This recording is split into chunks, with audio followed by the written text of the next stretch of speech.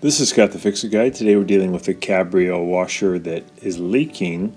At the end of the cycle there's a little water that seems to show up near the bottom. So we're going to just test it out. I'm having it fill and I'm leaning it back, pulled it away from the wall by about 2 feet, leaning it back about 45 degrees. Might be good to have somebody help you hold it in place. Please stay all the way to the end so we have some great tips for you to help keep your Cabrio running strong. And I'm just looking now if I can see any spot where it's leaking. It might be from the tub or the drain hose, but nothing's really showing up. So it's the first thing to check though, is you just can lean it back and you're able to see underneath. You might see a wet spot. I set it to spin, so it should be draining and spinning, seeing if that causes the leak to show up, but still nothing showing up. I do notice in the back wall though there's a little bit of dripping, so my suspicion is maybe something higher up in the machine. Yeah, against this back wall we're seeing some water and it's puddling up, and that seems to be where the water is showing up, is in the back. So I think something's happening up higher up in the console where the water comes into the machine.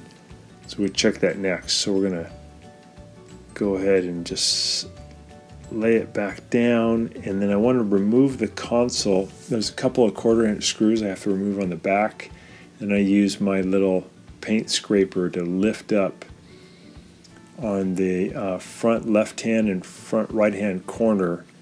These little clips allows me to lift the console up. We remove those screws out of the back and we can just lift the console right off, and then you can have a better look at what's going on. So now when it's filling, I notice that there's some water pooling up right by the fill valve, and now I've taken off 2 of the screws so I can lift up on the fill valve. The one in my hand is the cold side, and I noticed that these little rubber seats that help seal the fill valve are deteriorated.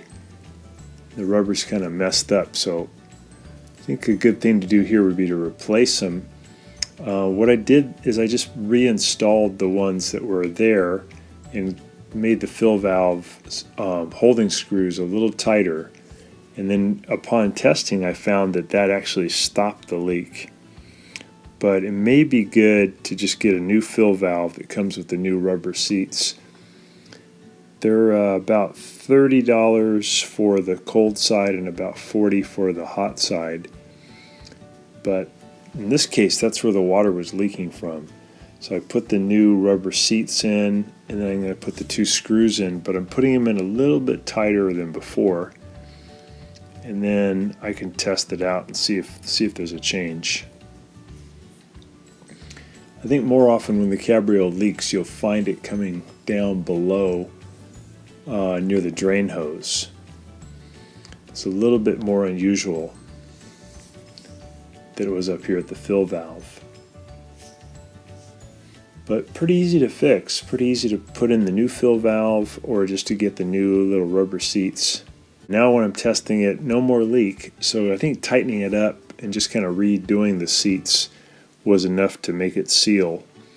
So now we have a good running Cabrio without any more leaking. I hope this helps you track down the leak in your Cabrio. This is Scott the Fix-It Guy. Today we're dealing with a Maytag washing machine. This is the Centennial, and it has a blinking lid lock light. So here we've turned it on and we're just doing a regular load. It's filling no problem. But when it gets to the point where it should spin, we get this blinking lid lock, and that can mean numerous things.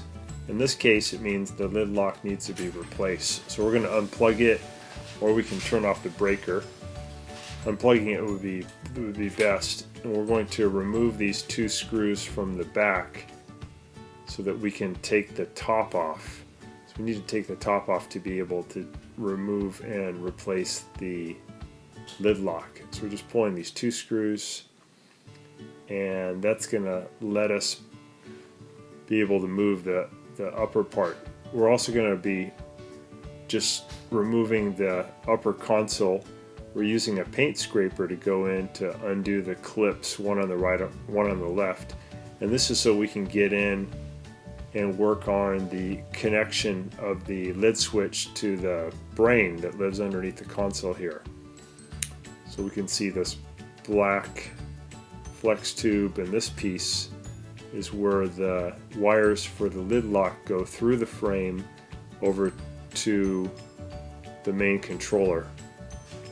And we're just removing that modular connection right now for the lid lock, and we're going to feed that through the frame, and then we can pull the whole top section off. To pull the top section off, we pull it toward us first, then we lift it up, and there is our lid lock. It's just being held in by 2 screws. Down here is where we have the wires for the lid lock. We're pulling that through the frame. This is the old one. Just have to remove these 2 screws, 1/4 inch screws. So zip those out.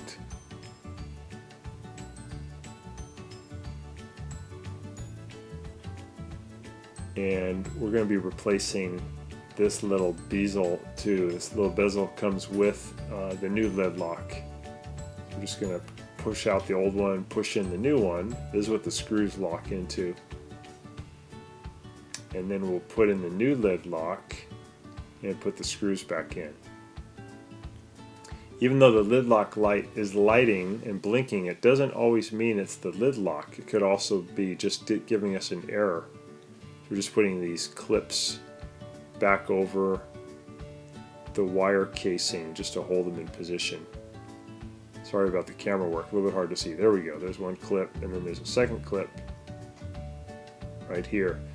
So even though that light is blinking, it could mean it's also this actuator that lives at the bottom of the washing machine. It's not always the lid lock. So we're pushing that back in, locking that in position, and then we're just going to plug back in that modular connection into the controller, and this is just a little support we push back in, a wire support. We got it all back together. Thanks so much for watching our video. Please leave any comments or questions in the comment section below. We really appreciate that. We have a really nice video coming up for you right here that I think you'll enjoy, very similar dealing with appliance repair. So thanks again for watching our video.